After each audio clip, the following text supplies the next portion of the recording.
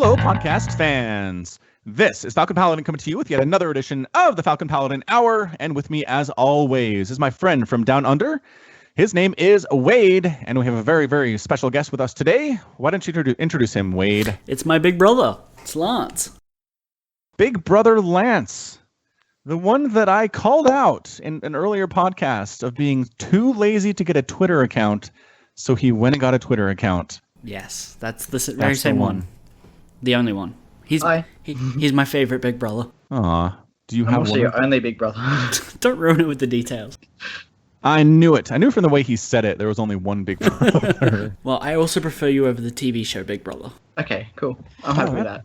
Yeah, take that. That's a good thing to take. Anyway, happy Christmas, everyone, or Merry Christmas, depending on where you happen to be. We have listeners in England, and they say Happy Christmas there. Do they? They do, at least according to the Harry Potter movies, which contain all of my knowledge about Christmas in England. That's a good source of knowledge. It is. I'm sure it's completely accurate in every possible way. Completely. So yes, Merry Christmas. It is a very, very special Christmas edition of the Falcon Paladin Hour. So what we're going to do today is we'd like you to make a fire in your fireplace, because everybody has one of those. And especially if it's Australia, if it's Christmas in Australia, get really close to it. Snuggle up to that fire, because we're going to tell you some amazing Christmas stories. And there's nothing better than sitting around a roaring fire telling Christmas stories and drinking hot chocolate. That's what Christmas is, right, you guys? Not quite. We snuggle around ceiling fans and air conditioners. That sounds about right. And like anything cold, so like ice cream, pavlova, Zupa Dupas. Yeah. Hold on! Zupa Dupas? Did you make that up? No, Zupa Dupas are a real thing. It's like a cordial-based ice block, and it's really long and really thin. Is it on a stick? No. You just eat it from a plastic packet.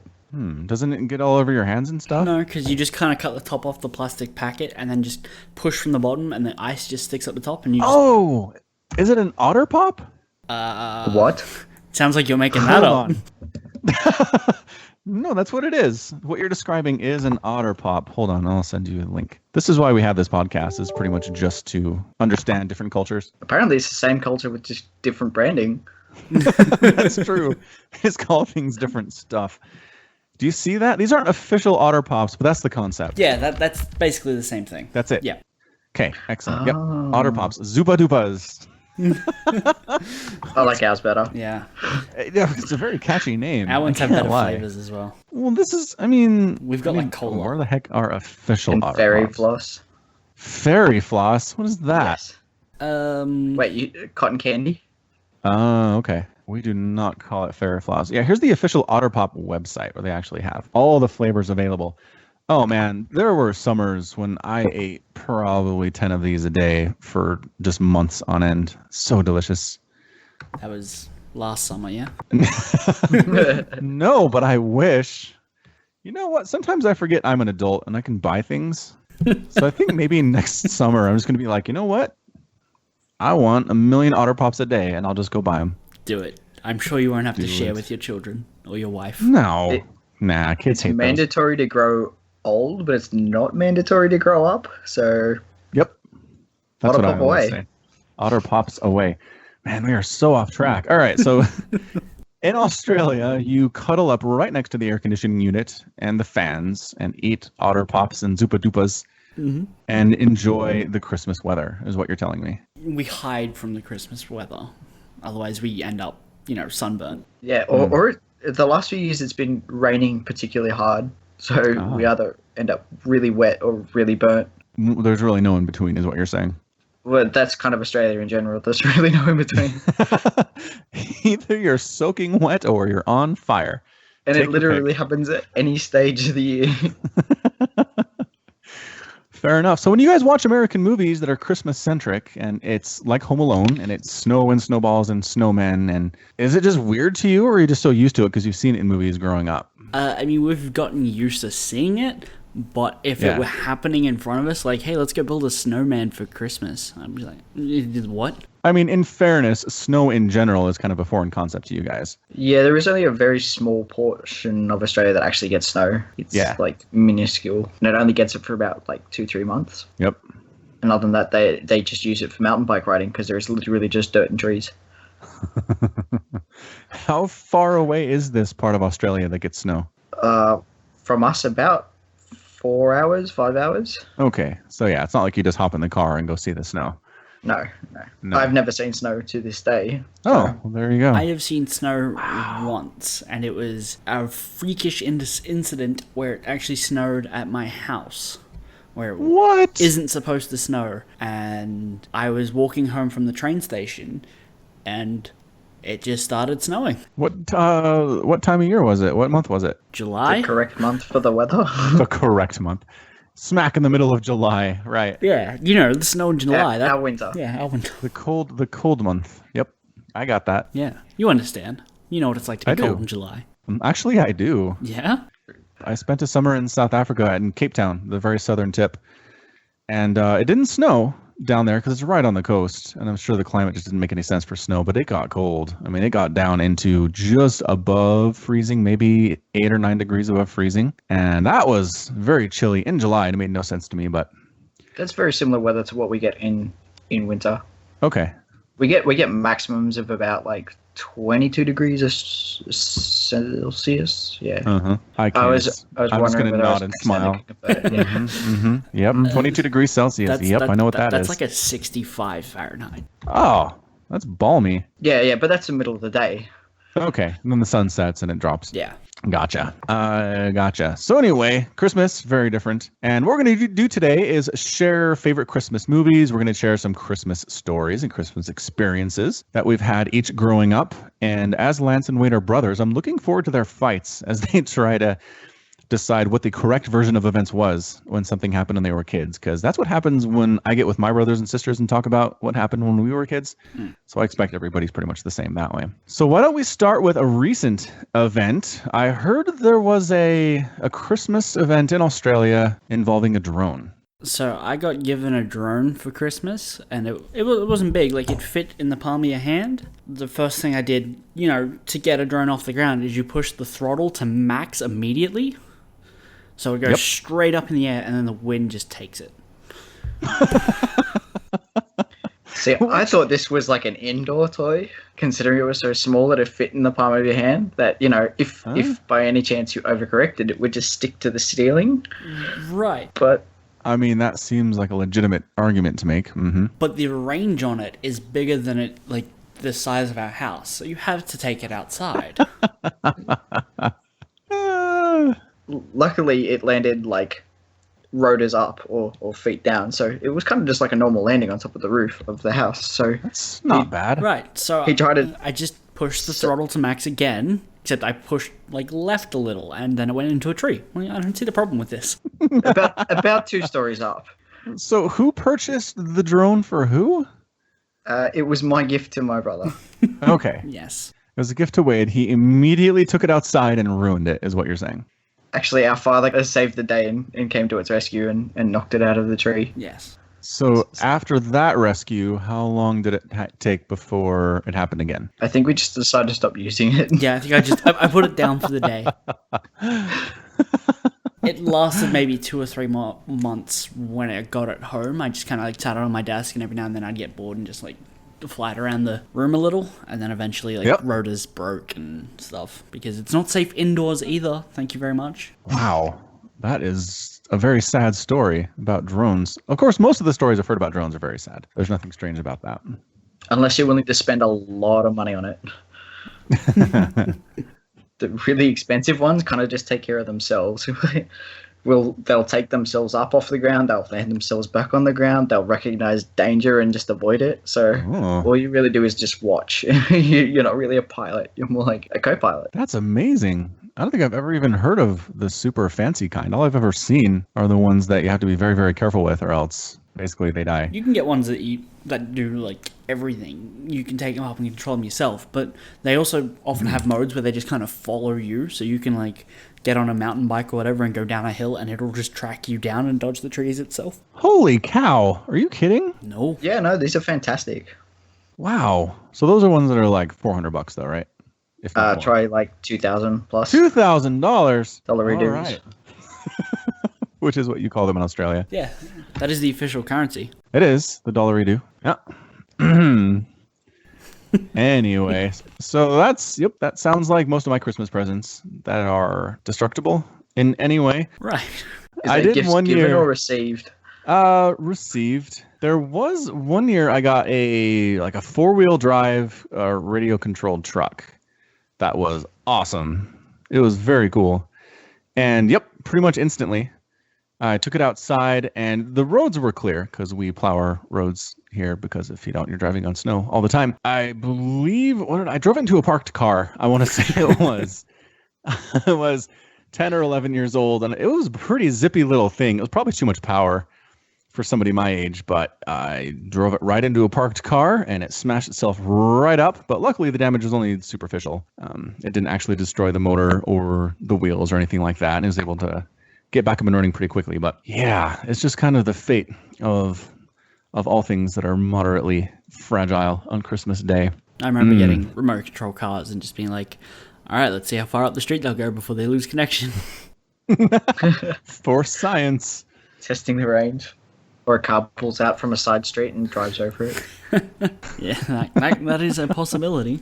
I was always really super protective of my fragile toys. I remember one year, Dad had got me this really awesome, it wasn't remote control, but it was like a 4-wheel drive to put like action figures in, and it shot missiles, and it took him like 2 hours to put it together for me once I'd unwrapped it. And I was so paranoid about losing all the projectiles that I just never shot the cannon, except for maybe like once every now and then to test it that it hadn't jammed, and then I would go fetch that one missile, replace it, and then the rest of it stayed perfectly still, and I'd just drive the car around.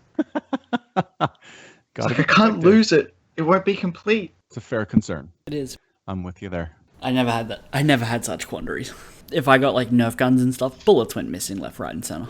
I'm pretty sure if you looked under my couch, there's Nerf guns under there at the moment. Nerf bullets. Nerf bullets everywhere. Yeah, see, I think these habits tend to continue in time, because I still have all my bullets for my Nerf guns. They're all locked safely in a trunk. So at any given stage, when I want to start a Nerf war, I can just pull out half a dozen guns with ammo loaded and ready to go. You keep your guns loaded? Yes, I keep Nerf guns loaded. Ready to go. So unsafe. That's what he said. What if a child got their hands on it? Think of the children. It's Christmas. Children? I bet they would shoot me, because I'm pretty sure that's what our niece and nephew do every time they get their hands on guns. That is true. It's only fair. You can't expect a child to have access to a Nerf gun and not shoot it. It's impossible. Yes, it's so tempting. It is. We need stronger Nerf gun control laws. Nerf gun control. Yeah, that's it. Actually, we need Nerf gun control. That's something I've kind of wanted to talk about, gun control laws in Australia, because my understanding is there was a big thing that happened in the 70s, and then basically the country was like, you know what? We're not doing this anymore on a large scale. I have friends that have guns. I have a friend that actually has recently purchased a lever action Adler shotgun, and he is super impressed with it and paid extra to have it nickel plated and loves to go hunting. But I think, just quickly while we're on the topic, I think the gun control laws in Australia are actually really good. Okay. So what are the laws? Like, what can't you buy? Semi-auto. Semi-autos and full autos. So, but anything that's single shot. Bolt action. Yeah.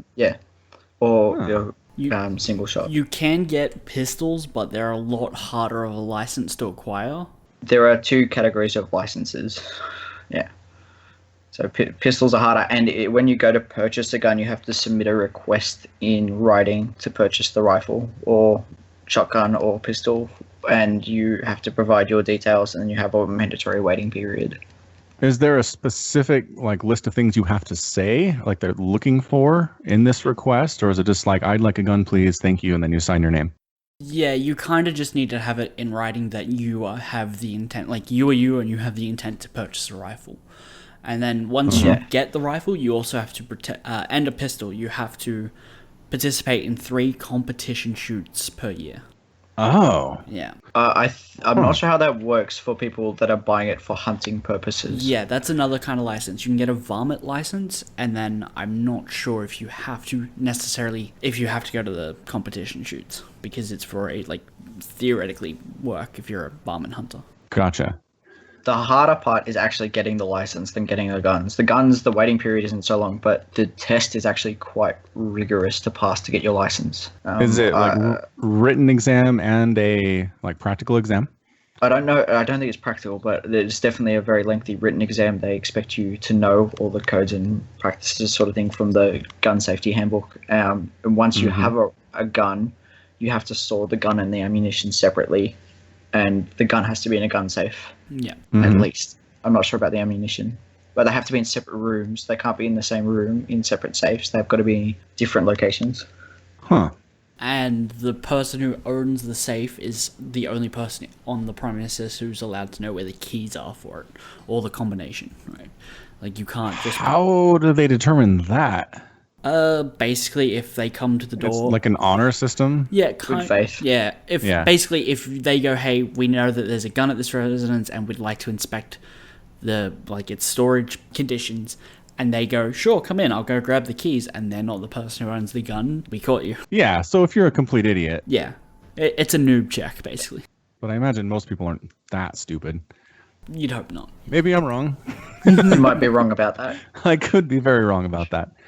Okay, fair enough. So it's just basically regulations on semi-autos and full autos, and then there's just some other restrictions about owning other types of weapons. For one of my birthdays, my dad took me to a gun range near where we lived, and because my dad was like, "Hey, for your birthday, I'll pay for your your fees and stuff to get a pistol." And I was talking to all the pistol owners there, and basically I didn't want to have to go to 3 shoots, so I didn't find I thought it would be too much work to own a pistol, so I just didn't bother. But I was talking to the guys there, and you're allowed to own 44 caliber pistols and 44 caliber bullets, but it's illegal to shoot it regardless.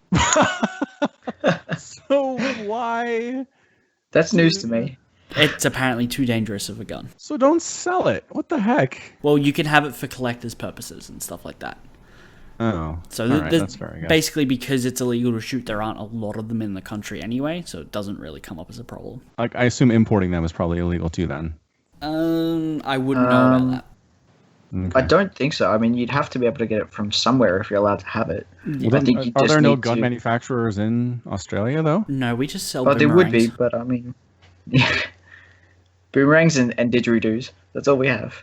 Everything else is imported. They're like bullets, but they come back. It's great. It reloads itself. Kills a dingo, comes right back into your arms. Wonderful selling point. I would imagine you can get guns through customs. You've just got to apply to have it imported, because I am sure that... do you guys have paintball guns in America? Have paintball guns? Yeah. Yeah, okay. So I know for a fact that I've played that quite a bit, and I was talking to one of the guys that work in one of the shops once, and they've said that they actually have to import them into Australia under the same category as rocket launchers. That's amazing. But wow. Ergo, they do come in, and I think so long as you properly declare what you're going to have sent before it's sent, then I think you should be safe. All right. Well, that is our education about gun laws in Australia. I am now much more educated on the topic. I feel like after every podcast, you go to work the next day and tell all your friends about all the things you learnt about Australia. Sometimes I do. The Cold Rock thing was amazing. People are like, what? Really? Did you know they shot emus? Oh, man, that one too. That one was a good topic of discussion. I think that should be taught in Australian schools more, because... It really should. From both sides, as a student and a teacher, not coming up as much as it should. No, not at all. It's like the most interesting part of Australian history, in my opinion. Everything that I know, that's the greatest story you can tell. I mean, I for one welcome our new emu overlords. As do most people, as it turns out. Do you know what a cassowary is, Falcon? A what? A cassowary. Cassowary. Isn't it kind of a bird? No? It is a bird. Okay. If you look it up, is almost like a dinosaur. It is one of the things that I think is close enough to like the bird type dinosaurs that you see. It has absolutely massive claws and a big plate bone on its head, and I feel like it could definitely kill you if it wanted to. Yeah, I could see that. There are definitely a bunch of birds that could kill me if they wanted to. No argument there. I would gladly bow down to this bird as my overlord. I think emus alone would terrify me if I came up to one like in real life. Do ostriches terrify you? They do. They're also very scary. Oh, I suppose that's fair enough then. They're huge. They're huge, and they got big claws, big old talons. They decide to hack you with those, and I think you just bleed out, depending on where they get you. I think fences are what make me feel safe. Mm-hmm. Because anytime I've ever seen an animal like this, it's been on the other side of a fence. Yes. Okay, so in the zoo, they're not scary, obviously, but... Well, I mean... I'm talking about you're just walking around and you hear one come up behind you. I would just probably pee my pants. That's all there is to it. Even when I've seen them in the wild, they've been in, like, fences, like chain link fences that have fenced off the area that they're in toward the roads that are next to them so that they don't just wander into traffic. So Right. I still feel relatively safe. Basically cows. Yeah, I guess. Yeah. If they were, like, super deadly. Right. Feathered. Cows in general aren't really big into killing people. I mean, mad cow disease. Mad cow disease. Indirect killings, though. But it's still what's cows that? killing you. The running of the bulls festival in Spain. Yeah, that's a good one. Also, people that try to go tip over cows and the cow falls on them and they die. That doesn't happen, does it? No, I don't think that happens, but it's like Cow tipping is funny. myth in America. Like that's a thing that people do. I think it's one of those things where people from you imagine what? It'd be really hard to tip a cow. Like yeah, that's the point. They're quite heavy. I work in a butcher shop. It's more than 200 kilos. Yeah, so so cow tipping is basically what people who live in rural America tell people in the city they do in their free time. Like they're like, what do you do with your free time? You live in the middle of nowhere, Oklahoma. I'm like, oh, we go cow tipping. I'm like, what? Is this kind of like the drop bear thing that Australians do? Yes, it's kind of like drop bear. Except drop bears are real. Yes. Except, yeah, exactly like that, except drop bears are real and cow tipping is not. And we are no way paid actors that from South America. Nope. All right, back to Christmas. This has been enough. Enough emu talking and enough guns. Back to Christmas. What I want to hear, we're going to talk about favorite Christmas movies on and off here, and Wade was very interested in claiming Home Alone as the Christmas movie he wants to talk about. I mean, technically... And I'm with you. It is a staple in Christmas movies. It is. That is definitely the number one Christmas movie. Cannot be topped. Nope, lies. Die Hard is more of a Christmas movie. I feel like I just got set up because I wanted to talk about Die Hard. Yeah, then your big brother stepped in. That's how big brothers roll. All right, so let's hear it. Let's hear your rant or objectification of Home Alone and why you love it so much. I mean, it's a kid who just wants to be alone. As someone who likes being alone, I can kind of relate. Oh, you relate to Kevin. Yeah. I mean, you're home alone. You can do whatever you want in the entire house, right? Oh, that is nice. Yep. Yeah. When you're a kid especially. And so you just stay up watching movies all night and eating ice cream and ordering pizza with a delivery guy who likes to knock over statues for some reason. Yeah. Have you ever wished that you could be alone and then found yourself alone and then regretted it? No.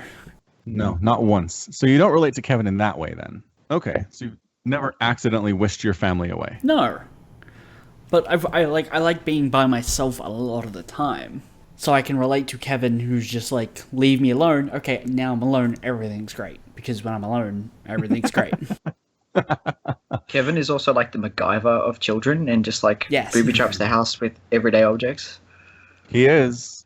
It is MacGyver the younger years. Like what he manages to pull off with paint cans and aerosol sprayed hairspray is amazing. Yeah, string, lots of string, micro machines. Truly ahead of his time.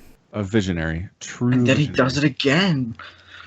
And again. Wait, is he in the third one or just is it Kevin in 1 and 2? I think it's just Kevin in 1 and 2.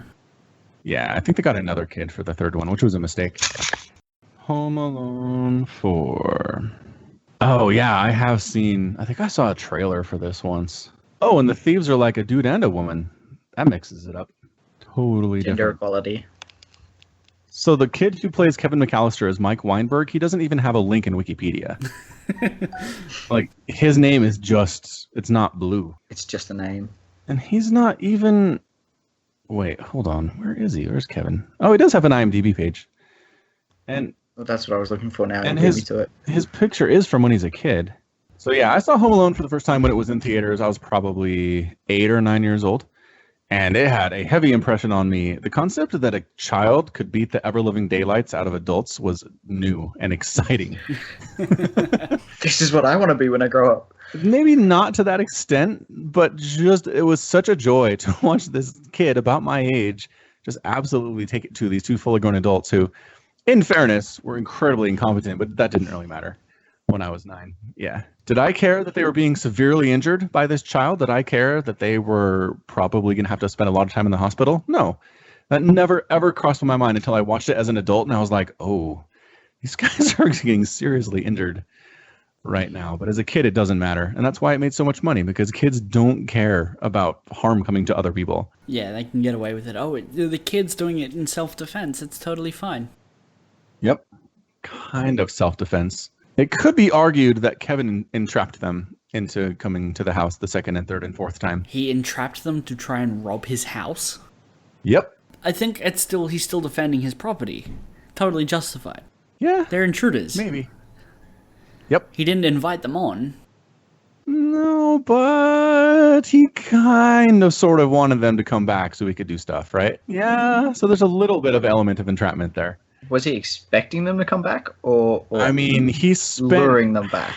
How many hours setting all that stuff up? And if they never came back, you think he'd be like, oh, I'm so glad they didn't come back to fall into my booby traps and get severely injured. Yes, because then he just goes back to watching TV. But then he's got all these booby traps he has to clean up. That sucks. No, he just leaves it in case they come back.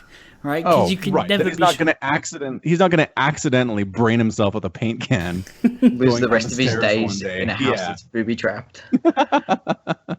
old man, Kevin, who's just sitting there eating like canned food with like these wires around him and can't move too much. Every once in a while, a trap just falls apart on its own. Hear this clanging in the background. That's good news. That's more of the house he can now explore. I wonder what was in this wing.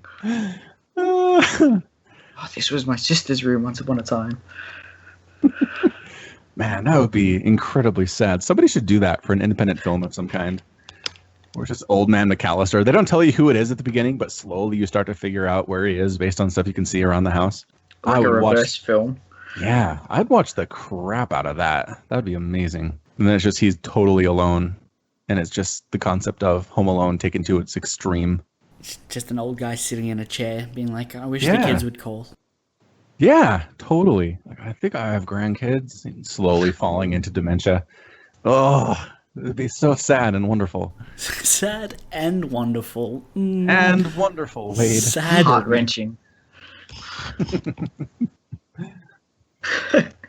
So what's your Christmas movie of choice, Falcon? I want to do Die Hard first. Could you Die Hard first? Yeah, we can do Die Hard. Could do Die Hard. Let's do Die Hard. I think Die Hard is actually like the spirited collective Christmas movie. That's everyone's Christmas movie, really. It is. Except for all the people that don't like Die Hard. It's a movie about redemption. It is about family. I don't think anyone really doesn't like it. Yeah, that's what I'm saying. I think people that don't like it just haven't seen it. They're like, oh, Die Hard. It sounds really violent and terrible. But if they watched it, it would be violent, but they would love it. Or they've only seen A Good Day to Die Hard, in which case it's totally fine not to like it. Hang on, I forget names. Which one is that? That's the one with his son when he was grown up in Russia. Oh, in Russia. I never saw that one. I heard about it. One of the most recent incarnations. Yeah. I did like the one Live Free or Die Hard with Timothy Olyphant as the bad guy. Yeah. That one was okay. I can't remember that one. It might have a different name in Australia. Yeah, it's basically like in the Washington, D.C. area, and Timothy Olyphant is basically shutting down the technology somehow, because movies have a very tenuous grasp on how technology works. I think that's called Die Hard 4.0 here or something like that. Oh, Is that the one where he launches the car at the helicopter? Yep, he kills a helicopter with a car. That is the defining moment of that film. Mm-hmm. Certain that's 4.0. Do they call it Die Hard 4.0? That's amazing. I've never heard that name. Actually, what's funny about the Die Hard is I was watching an episode of Bob's Burgers this morning during my run, and Gene, the son character, decides to stage his version of Die Hard the musical. He puts on at school. And the kids that he casts, he thinks they're all terrible. And so he just decides to do a one-man show. It's amazing. It's hilarious. He's doing fight scenes and switching back and forth across the stage, putting wigs on and taking wigs off. And, it's wonderful. So Die Hard the musical. I highly recommend it. I think that's awesome. That should come to a theater near you. Should. Also, on the topic of Die Hard spin-offs, there is apparently a Christmas book for Die Hard coming out this year. Yeah, like a children's storybook kind of style Christmas book for Die Hard. Like little golden storybook or something. Yeah, something to that effect. It's wonderful too. They posted some previews on, I want to say it was Kotaku's website a few weeks ago, and I think it rhymes. I mean, it is delightful. It's a delightful experience. Awesome, like a Dr. Zeus sort of thing. Yeah, it looks real. That's good. That's always helpful. It looks real. Thank you for your expert opinion, Wade. We could be dealing with antiquities. This is a forgery. Actually, that's just a really quick aside. I was actually at my old university yesterday, and I thought, let's have a bit of a fun tour down memory lane. And I went to the Museum of Cultures that they have there, where a lot of the ancient artifacts are kept. And I overheard a conversation between two staff members about, and this is very small fraction of a conversation I heard. They were talking about some gentleman, and he was like, "Oh, is that the guy who thought he found a forgery?" And I was like, are they talking about a forgery in the collection that they have? Has some independent contractor come in and discovered a forgery in that they've had on loan to them or purchased for the university's museum collection that's actually not a legitimate item? Oh, interesting. And that just had wheels turning in my head, and I was like, wow, okay. Did you figure it out? No, unfortunately, they sort of departed to another room. Oh. Into the vault to go and inspect the item, probably. I don't know if they have a vault. There's just lots of little conference rooms off the main sort of display area, and they just disappeared into one of them behind laminated glass. Top men.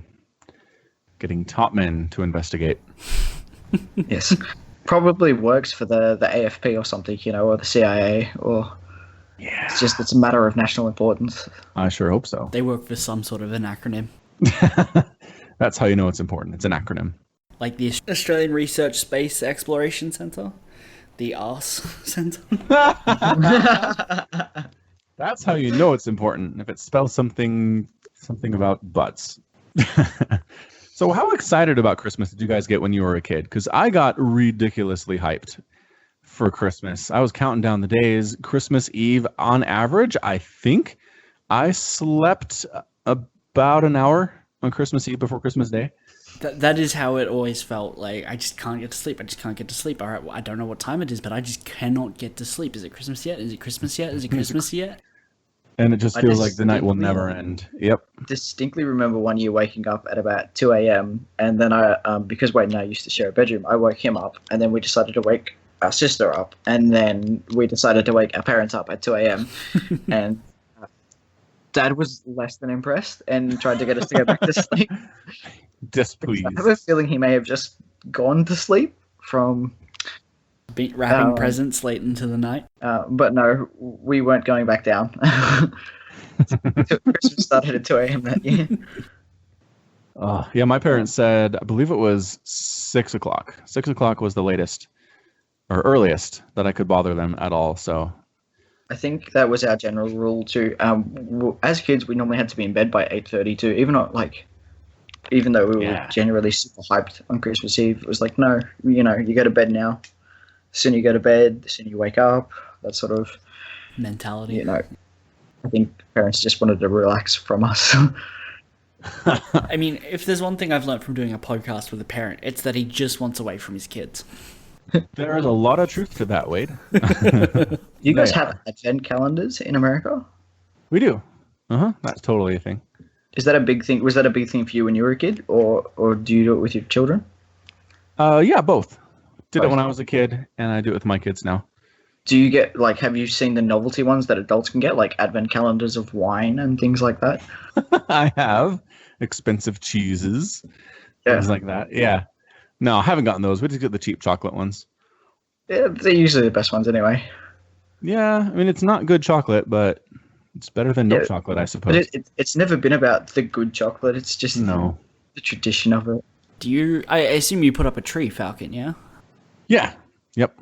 I do not put up a tree. Oh, okay. Not even like a small, sad Charlie Brown one? No. No. One year I put up a palm tree, an inflatable palm tree as my Christmas tree. That's kind of cool. I like that. Yeah, I mean, I could roll with that, but I've always found decorating a tree to not be worth the effort. Okay. Yeah, I see where he's coming from. Having to pack it all up later. It's just not worth it.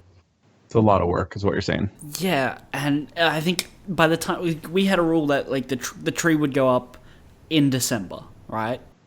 Yes. Maybe day after Thanksgiving here, which is the last day-ish of Thanksgiving. Thanksgiving is the last day of Thanksgiving. Yes, it is. So not many people know that, actually. The problem is here, Christmas decorations in like stores and on people's houses go up at like the end of October. They've already gone up in my shopping center. Yep, same here. Stupid. Well, of course they've already gone up. It's after Christmas. Oh, yeah. When this episode comes out. Back in October they went up. Thank you.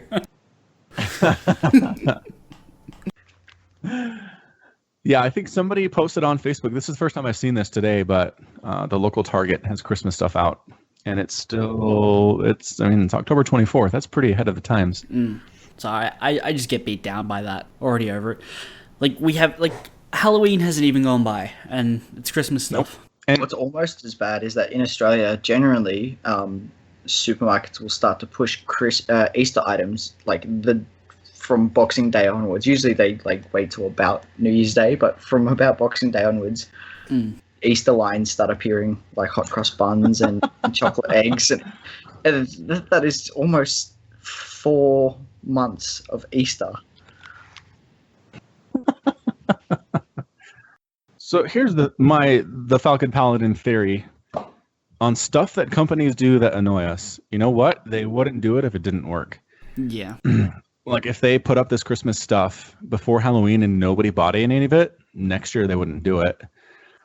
They'd push it back, but people buy it. Yeah. And they get money from it, and so they do it. I mean, it's the same thing with the video game industry right now. People are like, where's my single-player DLC? Where are my single-player games? And you know what it is? All this online multiplayer loot box stuff is where all the cash is for the video game companies, because that's what people do. So we can complain about it, but it's our own fellow humans that are screwing us over here. Why do people have to be such people? Why? Yes. People should be less people. We should be automatons. That would be nice. Ooh, one day.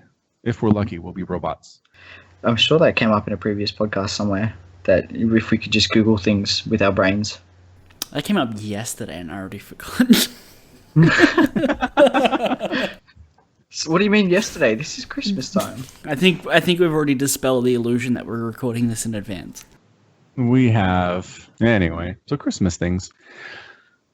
Yes. Let's see. What else do we do during Christmas? We make gingerbread houses, although it has actually turned into graham cracker houses instead of gingerbread houses, at least where I'm from. Is that like the healthy people movement trying to influence, or? No, I think it's just graham crackers come prepackaged and easy to use, and gingerbread is more expensive, or you have to make your own, and that sucks. It's all about convenience. Okay, well, we don't have graham crackers, so I'm sure the gingerbread industry is perfectly fine here. You don't have graham crackers? No, we don't have graham crackers. Do you call them something else? Maybe. I mean, you spell them Graham, so I don't know, probably.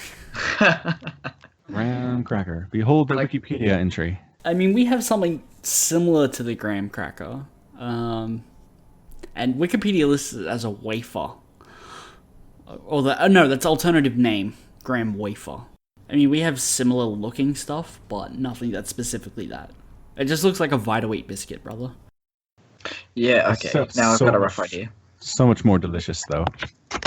Take your word for it. Oh, yeah. I just realized I pasted that into the wrong Skype conversation. What else during Christmas? Obviously, sledding in the snow is a big thing during the Christmas season. Yeah. Do you take your family out sledding? We do. A couple of years ago, we had, I think, the most snow my part of the state has ever gotten in the recorded history of the state between Christmas and New Year's. So that week, we just got dumped on. So pretty much everybody stayed inside. The roads were terrible. Everybody was pretty much off work anyway, so it wasn't a huge deal.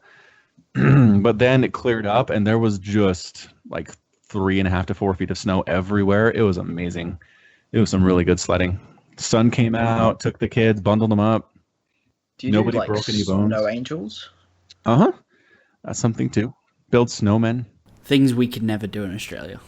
Things you can never, ever do. Sometimes I wish I had like a sandbox and some water just to like make wet sand and build a sandman instead of a snowman. But I'm sure that's been done. Like a really Australian desert. A red Christmas. Snowman out of sand. Oh yeah, check this out. Have you ever heard any Australian Christmas carols, Falcon? No. Are you making stuff up? No. There is legitimate Australian Christmas carols.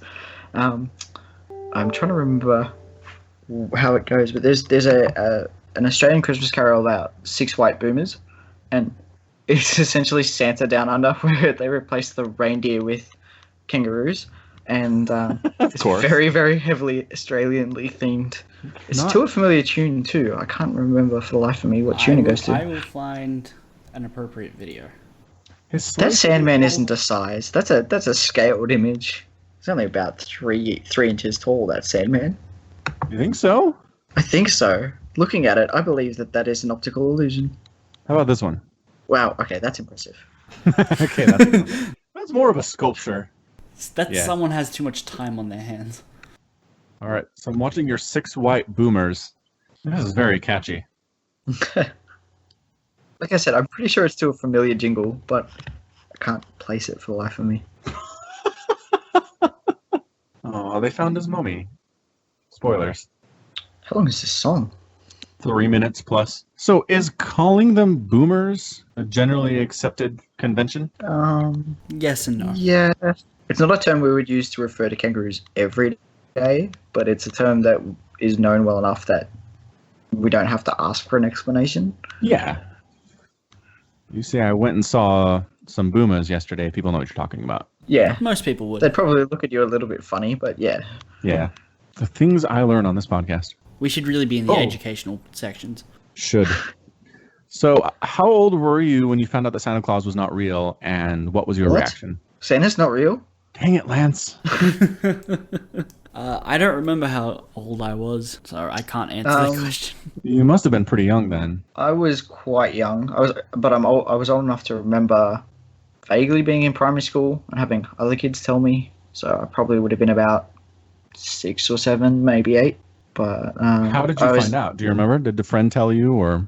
Yeah, it was pretty much just a friend told me. It was kind of like in Australian culture, sometimes you make fun of friends to show your friendship, and it sort of came up in a form of like that, like, oh, don't you know Santa's not real? Yeah. And I was like, no, that's not true. Santa's real. And they were like, no, it's not. And it's brutal. Yeah, that's so sad. He is real. Young Lance is demanding. I kind of just take it back. Tried to just brush it off, like, oh no, you're only lying. I know you're not telling the truth, but deep down I was like heartbroken. The pieces were just like slowly shattering and falling to the ground piece by piece. The tragedy this is. So my story's kind of funny.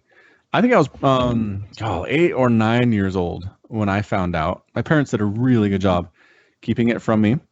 But then, like you said, at school, basically, my memories of school is that there were just things that everybody knew. And if you didn't know it, everybody would talk about it. And there was this general just knowledge collective that us 8-year-olds had. We all knew the same things. And so that's where I found out. And I I think I believed it pretty much right away. I didn't deny it or anything. But then I told my parents, and the best part is they were so happy because they finally had somebody else to help them wrap all the presents on Christmas Eve. They were so ecstatic. They said, "Oh, you can help us now." And I was like, "Wait, what?" Now we're gonna put you to work like a little slave. You're in on the scheme. You've got to help. That's right. You know what's going on. You want those presents. You got to help wrap the rest of them, bucko. Oh, all right. How quickly did you then tell the rest of your siblings so you, like, everyone can just... You're all in on it now. Come help. I was threatened with severe punishments if I ever told any of my siblings intentionally that there was no Santa. So, and to this day, none of them know. To this day, I've kept that promise, Wade. I am a man of honor. Did you guys leave out like milk and cookies for Santa? Yeah, totally. Carrots for the reindeer? Yep. Good. Don't want to chocolate chip cookies in general. See, in Australia, it's a little bit different. Often it's cookies and beer for Santa. Yeah. I was gonna say, what sort of extent do you guys go to reaffirm the myth of Santa? Like in Australia, some parents will like leave half-eaten carrots behind, or go find shoes and leave horseshoe prints in the ground for the reindeer and things like that. Yep. I don't think my parents ever did the prints in the ground, but they definitely did the half-eaten cookie thing. And sometimes they'd write a note from Santa like, "Oh, thanks for the cookies, you kids. That was so great." We're always like, "Wow, Santa wrote us a note." Yep. It was a good time. He says enough time to sit down and drink milk and eat cookies and write notes at every single house in the world. No, only we got a note. All the other kids were out of luck. Yeah, and not all the other kids left milk and cookies. It's true. Only the ones that left the very best of chocolate chip cookies and milk got a note. Here, there are cookies that are horrendous. Chips Ahoy brand cookies are terrible. They're not good, but other brand of cookies are great. Are you saying you left out the premium brand, like the primo cookies, overnight for Santa? $4 a cookie on these. Oh wow! $4 a cookie. Wow. Yeah, no, we knew unless it was the best stuff, he wouldn't bother stopping. He's like, this is just. It's not whether you got these at the gas station. It's not worth it. Yeah. Do you get the best full cream milk with the actual cream on top, or did you get fat things and just try and trick him into losing weight? No, Santa doesn't have to lose weight. He's magic. He's at the weight he's supposed to be, and that's where he always stays, no matter what. Fair enough. Yeah, I got bad news for you, dude. No, but it's kind of like a wizard, right? A wizard is never early or late. He always arrives precisely when he means to. And same thing with Santa. He's not fat or skinny. He always weighs precisely as much as he means to. It's never seemed to be an issue. No. So, I mean, fits in chimneys easy enough. If it ain't broke, don't fix it. Right. Well, I think, too, there have been some little Christmas specials. Christmas, stop motion animations. I don't know who makes those or if you're familiar with them at all. There's one where Mrs. Claus is like, "Santa, you've been putting on weight. You need to eat better." And he's like, "Screw you, woman." Okay, he doesn't say that. I can imagine someone making that one, though. Yeah. No, I'm sure that exists. Yeah, there's this 1964 stop motion Rudolph the Red-Nosed Reindeer that I've watched probably a million times. This is an hour long. Holy yeah. Wow. You don't have to watch the whole thing, obviously, but yeah, but I think specifically this is the one where Mrs. Claus is trying to get Santa to be healthier. Okay. And it doesn't go down like I said. It's much more cordial because it's Santa Claus and he's a nice guy, but it happens. I remember thinking, though, leave him alone, woman. He's magic. Get off he his has an back. important job. Yeah. What does Santa do for the other days of the year? The rest of the year, what's he doing? Supervises the building of many, many billions of toys. If it takes him one day to get to every child's house on the planet, it should not take him 364 days to make all the toys. I always thought it was a materials thing. I always thought that the elves can make stuff really fast, but getting things delivered to the North Pole just takes a while. The raw materials getting up there. It's really hard to get stuff to the North Pole. It's very snowy. Haven't they heard of expedited shipping? Day one Amazon Prime delivery. I don't think that the North Pole is part of expedited shipping. Yeah, exactly. Well, once we get the drones delivering, they'll be able to get there. They'll just fly. Yeah, weather's still a problem for them, though, isn't it? Just make bigger drones. We've got drones big enough that can pull people on skis or a snowboard. That's true. Yeah, that's true. So that could probably withstand a blizzard, maybe. Maybe. I don't know. One way to find out, right? Mythbusters. I feel a scientific experiment coming on. Are you thinking what I'm thinking, B1? I think I am B2. Is that Bananas in Pajamas? Yes. It is. I haven't seen that forever. I almost forgot it existed. That's also an Animaniacs thing. You guys had that show as kids? Pinky and the Yes, Brain? it existed in Australia, but we never really watched Animaniacs. Pinky and the Brain was quite common. Yeah, Pinky and that's what I think of when I hear. Are you thinking what I'm thinking? What are we doing tonight, Brain? Same thing we do every night, Pinky. Try and take over the world. Are you pondering what I'm pondering, Pinky? I think so, Brain, but where are we going to find rubber pants all size? Those are the best ones. Those are definitely the best ones. So on that note, is there anything else we want to cover for our Christmas podcast of Christmas time? There is something that's been on my mind for several days now. Wow. Instead all right. of what should be months, it should be days. Is Latin a dead language? Oh no! Are we doing this one again? I think he intends to bring in an expert to. Okay, I think the important thing is to define the term. What is a dead language? Yeah. Okay. Yes. What do you I feel define like as that's a the dead tricky language? part. So what I define dead language is as there is no culture that speaks it as their primary tongue. It is the official language of the Vatican City. It's not the official tongue of the Vatican City. They It do is not. the official tongue If of the you Vatican. if you walk down the streets in Vatican City, the people are not talking to each other in Latin. They need a common language. Most of the cardinals and even the Pope are all from different countries. Okay, so there are 12 people on Earth who speak Latin when they're in a group with each other. I don't think that counts. I don't think that gets rid of the dead language designation. I think it makes Well, it an endangered language. I've known plenty of academics that can still speak it fluently. yeah, Like, and so that- just because they're not assigned to a specific country, there are still a large percentage of people that can speak it and understand it and can write it and can read it. But something I we can- talked about, something Wade and I talked about earlier, is that we don't know how exactly a lot of words in Latin were pronounced. We don't have the pronunciations. I disagree. We're guessing. No, we're not, because poetry, in particular in Latin, is very, very helpful for pronunciation because a lot of poetry was written in a specific meter, so called a didactic pentameter. Yep.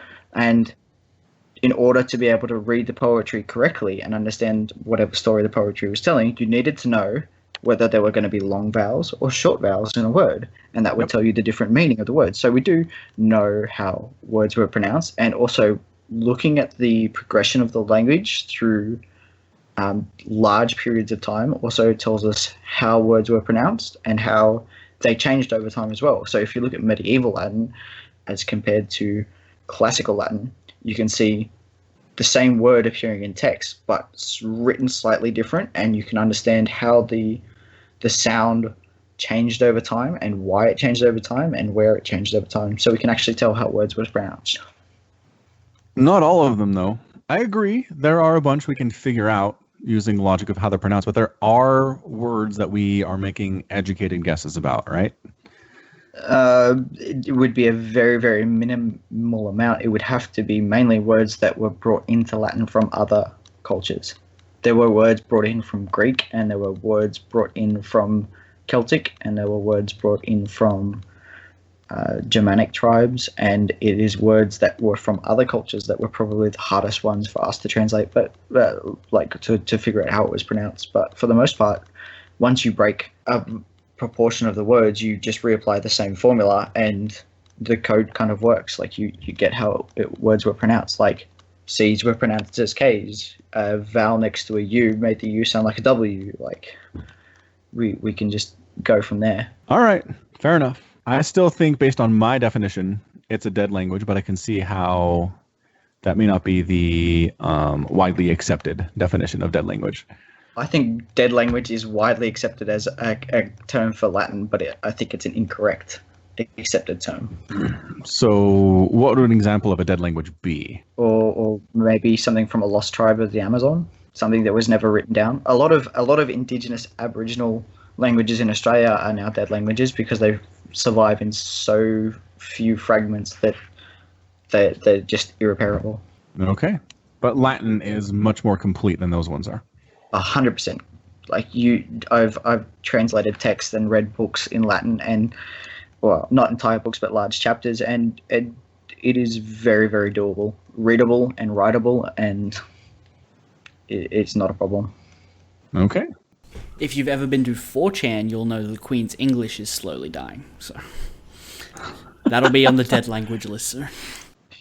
In fact, if you want to be better at English, you should learn Latin, because Latin actually helps you understand English better than being taught English as English. English in general is a real messed up language. Yeah, which is why learning Latin helps, because you understand irregular verbs better, and you understand parts of speech better, because the way you learn it in Latin helps you translate it into English, and then that helps you understand what the word is actually doing in English, because you've had to learn it in Latin. Right. Well, that makes sense. Okay. Well, I have learned much, not only about Australian culture, but about Latin as well. Good. Well, I hope Wade is happy. I'm satisfied. He's victorious this round. He's very pleased. It doesn't even make any sense in context. I came, I saw, I conquered. I saw, I conquered. All right, fine. It kind of makes sense in context. He probably said that, but considering Caesar was like aristocratic Roman, he probably spoke Greek most of the time. So his famous dying words of "et tu Brutus" would have actually been "kai su tēknon," which is what they believe he said, which is ancient Greek, and it actually means "and you, my son," which is how they get this really insane theory that Brutus was actually Caesar's illegitimate son. Oh, that's sneaky. So thanks for joining us for the special Christmas edition of the Falcon Paladin Hour. Again, thanks for joining us as well, Mr. Lance. It was good to have you around, even if you did prove me wrong about Latin being a dead language. I'm okay with that. It was absolutely a pleasure to be here. And until next time, as always, thank you so much for joining us and listening, and you take care of yourself.